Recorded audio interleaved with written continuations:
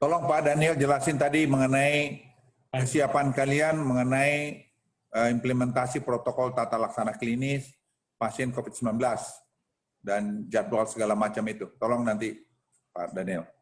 Siapa Pak? Izin laporkan Pak Menko.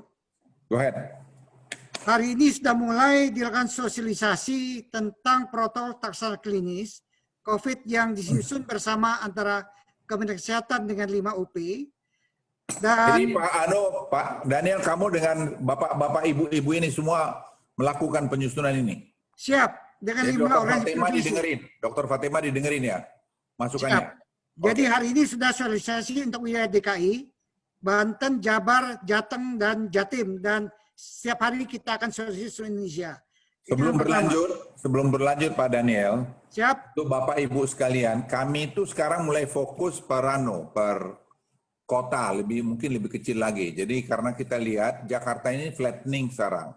Tapi di luar Jakarta seperti Depok, Bogor, Bekasi, Kabupaten Kota, Tangsel, Kabupaten Tangerang itu masalahnya agak parah. Jadi rumah sakit di situ itu paling cepat harus segera diurus nanti.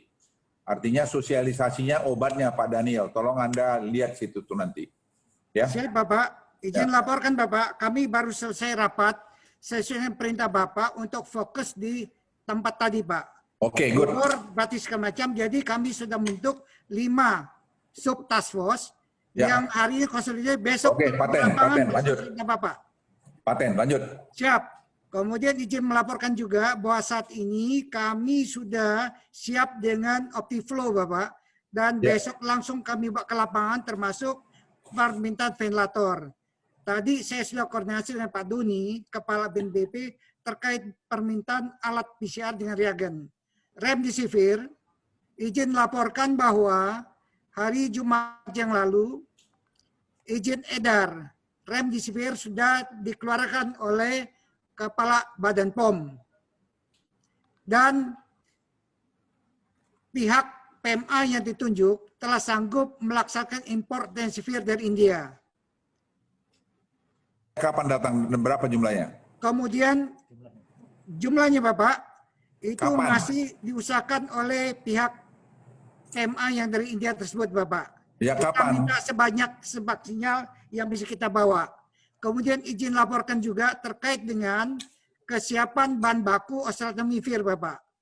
Malam ini sudah tiba dari India sebanyak 700.000 tablet bahan bakunya. Oke. Kemudian dalam 1 minggu ke depan akan datang 2 juta lagi yang dihasilkan oleh Indofarma Bapak. Good. Kemudian untuk bahan baku Favipiravir, Avigan, saat ini memang oleh anak usaha Kimia Farma sedang dilakukan suatu uji agar kita siap memproduksi dalam negeri Bapak. Oke. Jadi kalau gitu Dr. Daniel, kamu ke depan ini kita nggak ada masalah dengan Remdesivir ya? Siap, karena izin edar sudah ada Bapak. Hanya kami minta tidak perlu lagi acara seremonial macam-macam. Gak usah lah langsung dibelikan itu. saja Bapak. Setuju. Siap Bapak. Ya. Siap. Lanjut. Itu terkait obat Bapak. Kemudian dengan alat. Jadi OptiFlow sudah siap. Apheresis sedang menunggu dari Jepang Bapak. Kapan? Oktober tiba Bapak. Tanggal berapa? Tanggal dulu pasti katakan untuk minggu pertama Oktober Bapak. Oke, langsung aja dari sekarang saran saya Pak Daniel, kamu anukan Daniel, kamu udah mulai rencanakan kemana-kemana aja dibagi. Siap, Bapak. Dan saran saya kalau boleh dari sekarang kamu sudah mulai introduce training untuk itu. Siap, sehingga Bapak. begitu barang itu datang, tinggal satu kali langsung bisa dimainkan. Siap Bapak, jelasan Bapak. Kemudian izin laporkan juga sesuai dengan arahan Pak tadi, sub task force tadi juga sudah memetakan titik seperti contoh Kota Bekasi dengan Tangerang Selatan, di mana bor saat ini di atas 80%. Kami sudah koordinasi untuk Tangsel, seperti dilapor oleh Ibu Wali Kota tadi, ada 16 rumah sakit swasta yang akan dijadikan rujukan Bapak. Oke, good. Memang saat ini mereka menghadapi kesulitan cash flow, mendaftarkan BPJS. Kami akan koreksi BPJS agar pembayarannya lancar, Bapak. Ya, nanti saya akan panggil BPJS untuk beritahu biar jalan itu. Siap, Ya. demikian Bapak. Ya. Kemudian buku pedoman sudah diedarkan, Bapak. Sudah. Kemudian pedoman. besok kunjungan di lapangan, kami yakinkan bahwa mereka terima. Dan di samping itu, semua dokter bisa mendownload. Kita utamakan dokter yang jaga di UGD dengan di ICU, Bapak. Itu akan sangat menekan angka kematian, Bapak. Demikian, Bapak. Ya, Pak Aman, silakan Pak Aman. Pak Menko, mohon izin Pak Daniel juga. Alhamdulillah kalau misalnya memang remdesivir dan lofinavir dan ritonavir ini bisa. Hanya masalahnya begini Pak Menko dan Pak Daniel. Obat ini belum di-approve untuk anak. Tetapi di seluruh dunia boleh untuk emergency use. Jadi kami mohon Badan POM boleh diperlunak, kita boleh memakai. Kami jamin hanya pakai di ICU, Pak Menko dan Pak Daniel. Jadi kami yang kontrol. Kami tidak akan pakai ini tanpa indikasi, Pak Daniel dan Pak Menko. Jadi kami tetap perlu obat ini, Pak Daniel. Ini saya malah untuk Prof. Aman, saya yang teman-teman lain, saya sekarang lagi negosiasikan dengan Sinopharm dengan G242 untuk emergency use untuk dapat vaksin bulan November. Saya coba minta 10 juta. Jadi 10 juta, dan saya mau ketemu mereka tanggal 9. Saya mau minta itu, dan kemarin saya udah ketemu sama produsernya. Nah, itu saya pikir nanti bisa kita berikan kepada teman-teman kesehatan dan prajurit-prajurit yang di depan yang melakukan sosialisasi. Silakan. Dari siapa lagi? Silakan. Izin Pak Menko. Silakan Pak Safri. Ya, dari Perdatin Pak Menko. Perdatin, ya. Usul kami untuk bagaimana memasifkan penanganan intensif ini tidak hanya terpusat pada rumah sakit dan daerah-daerah rujukan. Jadi artinya apa, bahwa hal-hal yang terkait dengan penanganan gawat kritis itu juga bisa ditangani oleh sejawat kita di Fasiankes, baik primer maupun rumah sakit yang bukan referral. Dan ini sangat menolong ini Pak Menko, ya. Jadi artinya bahwa penata laksanaan bukan hanya ventilator, tapi bagaimana sebelum ventilator itu bisa dilakukan oleh teman-teman di vaskes-vaskes yang bukan rujukan. Seperti misalnya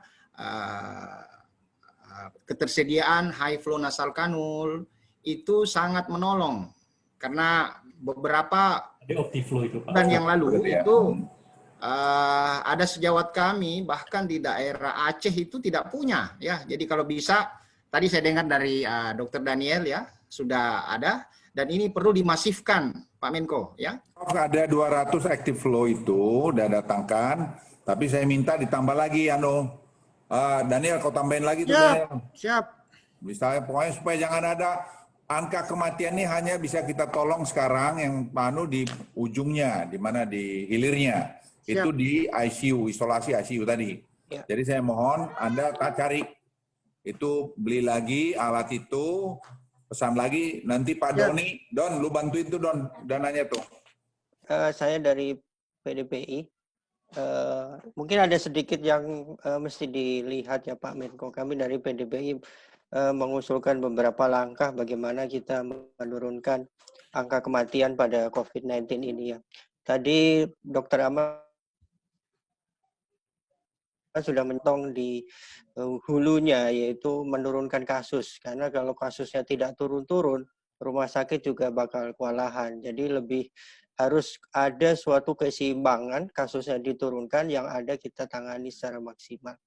Yang kedua, ini yang rasanya belum dibahas, bahwa data kita dari bulan April sampai September ini, angka kematian itu terbesar pada kasus kritis.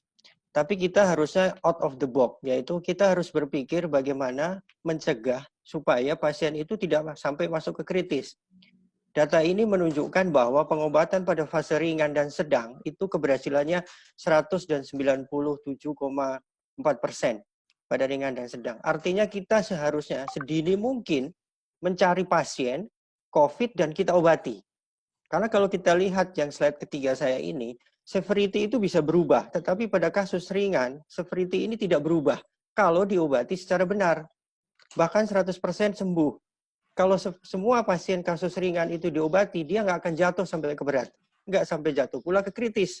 Oleh karena itu, upaya deteksi dini di masyarakat, upaya mencari kasus, kemudian diobati ketika seringan mungkin, itu cost-nya lebih murah. Dengan cost lebih murah, biayanya lebih murah, dan lebih cepat sembuh. Ya.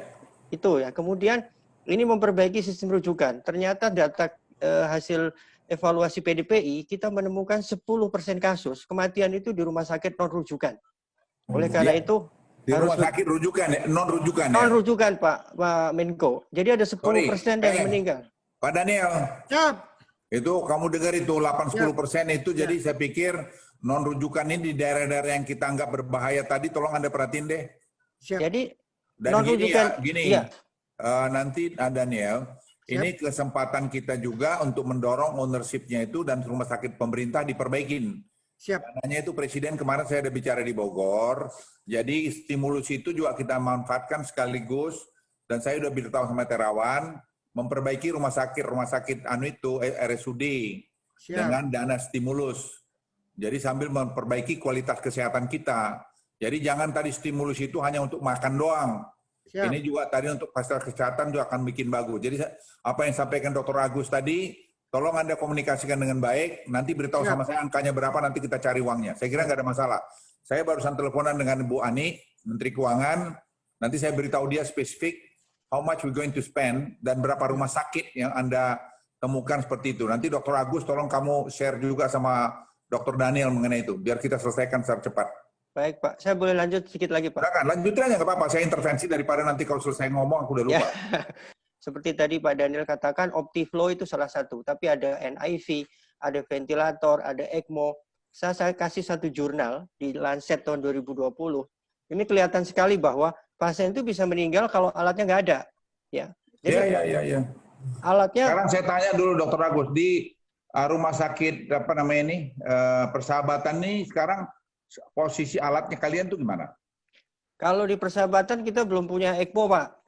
Kemudian ventilator ada, OptiFlow kita ada, NIV ada, ECMO kita belum punya. ECMO tuh yang penting itu ya? ECMO itu seperti pengganti paru Pak. Kalau seandainya parunya rusak, dia bisa Sekarang kalau diadakan lama nggak sih itu? Izin Pak Menko menjawab. Pak Menko, ECMO sudah jadi perhatian kita, sudah kita lakukan pemesanan, tetapi ketersediaan dalam kit tidak ada Pak Menko. Sedang kita pesan dari luar. Tapi sudah ada di harapan kita. Baru satu. Pak negeri kau ini negeri. Kita punya 4 di harapan kita, ada 4 alat ECMO di situ. Ya, ada ECMO dulu kita pinjam bawa ke Stomu Surabaya 1. Ini saya jadi geli sedih.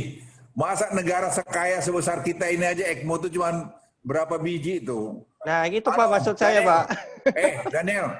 Siap. Ini perintah kau beliin itu berapa cukup itu? Nanti saya yang tanggung jawab. Udah kita pesan, Bapak. Berapa kau pesan? Mereka baru berani kasih 5. 5? Iya. Kau pesan tuh 20, 30, kau pesan 30. Ya, Bapak. Kami sedang berusaha untuk cari ke luar negeri juga, Bapak. Siap. Iya, pokoknya kau pesanin aja. Kalau kau perlu, bantuan saya juga mau pesan dari mana? Di mana kau pesan itu? Siap, kami sudah pesan dari Amerika dan Jepang, Bapak. Bagian besar kalau di rumah sakit harapan kita menggunakan alat ECMO-nya Medtronic. Oh, Medtronic. Medtronic dari mana, Pak, Prof? Medtronic dari US. Amerika, Pak Menko, dari Amerika. Tok kita pesan Amerika aja, Tok, ngomong sama siapa? Saya ngomong Medtronic, saya kenal Pak Medtronic. Oke, nanti kita coba kami yang hubungin.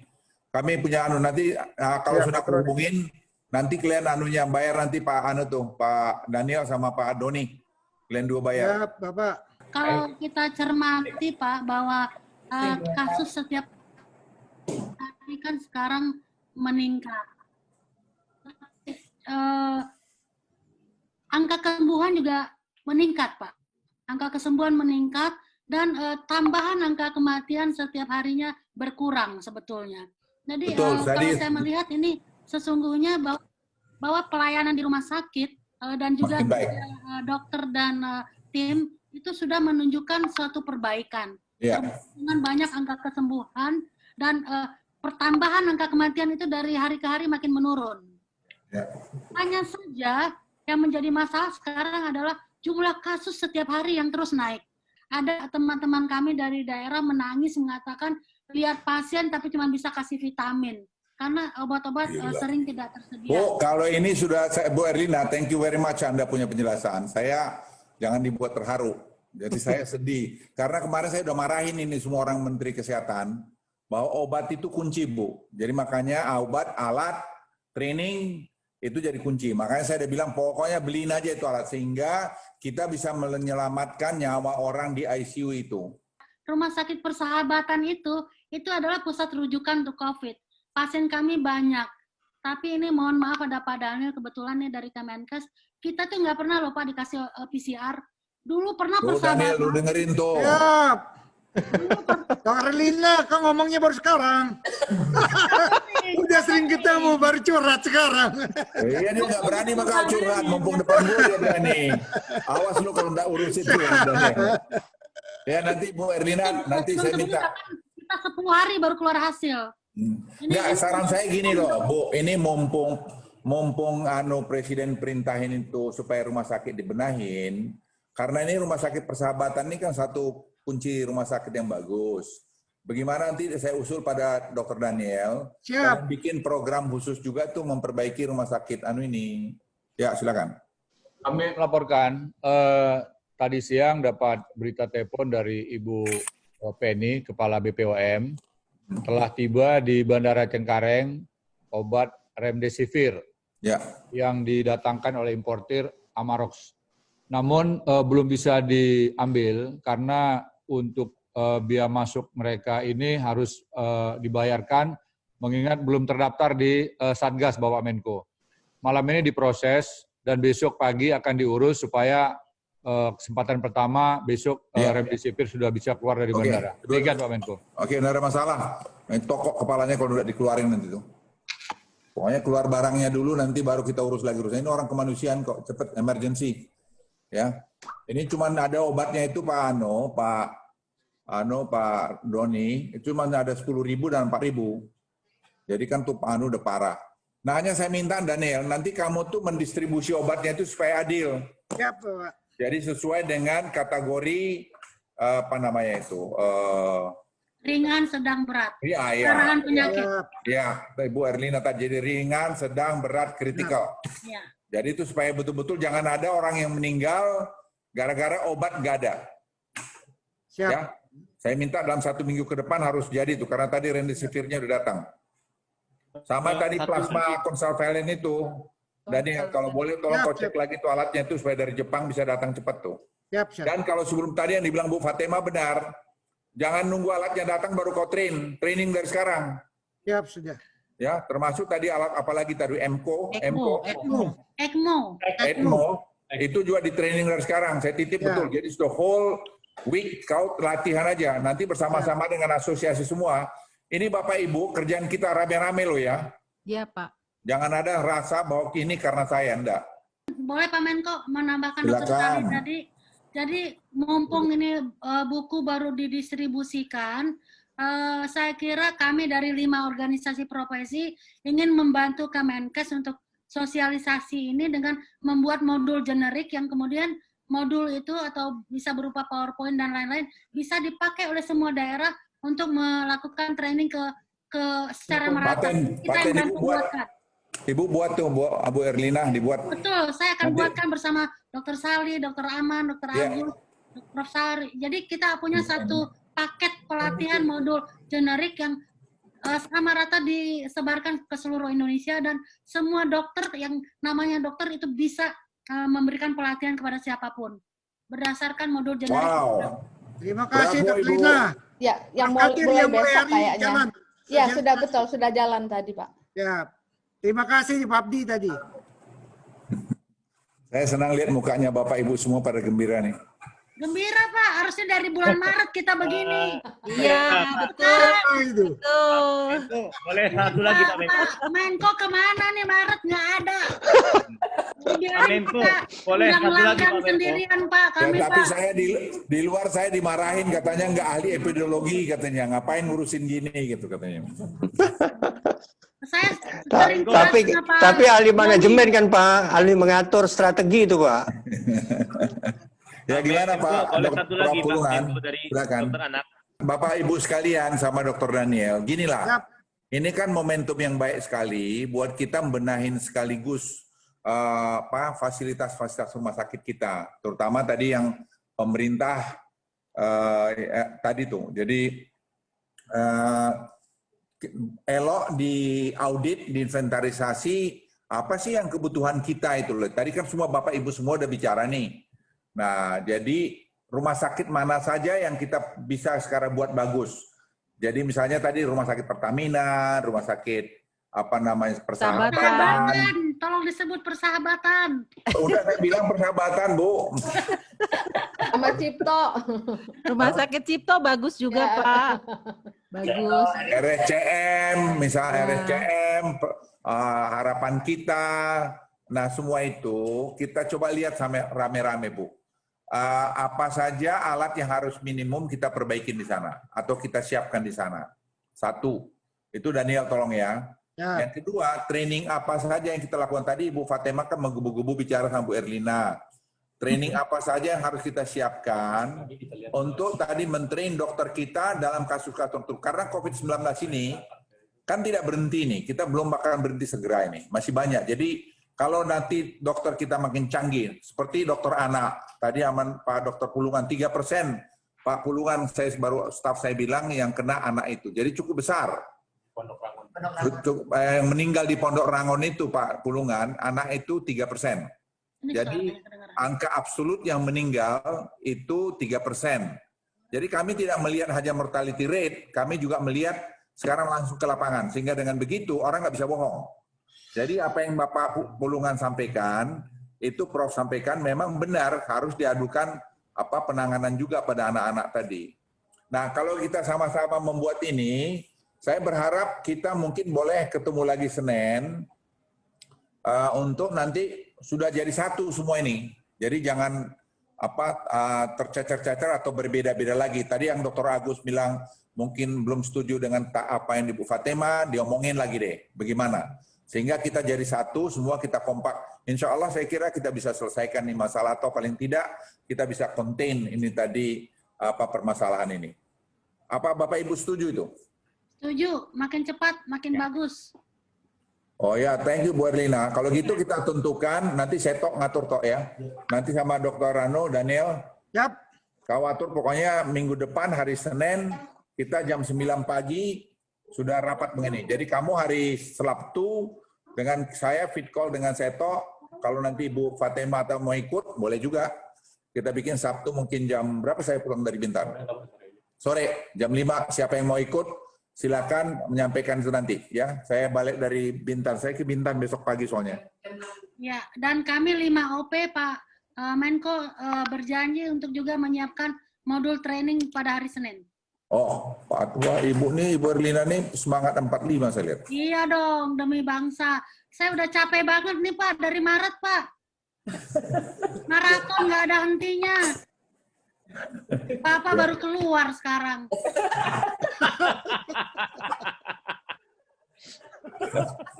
Tapi telepon saya Bu, Menko, Bu Erlina kami telepon ini Bu. merasa kayak dikacangin aja Pak selama ini Pak, betul. Jadi Tapi 3 bulan ini kita harus kompak banget karena 3 bulan ini sangat menentukan. This is our betul, moment. betul Bu Fatima. This is our moment. Iya, ya. Jadi nanti kita semua, saya mau bikin pertemuan kita ini selama awal ini mungkin sekali 3 hari dulu. Nanti kalau sudah makin bagus kita jarangin. Supaya kita kompak dulu semua. Jadi masalah-masalah kita itu bisa selesai semua. Ibu setuju semua ya, Bapak-Bapak? Setuju. Setuju. Oke.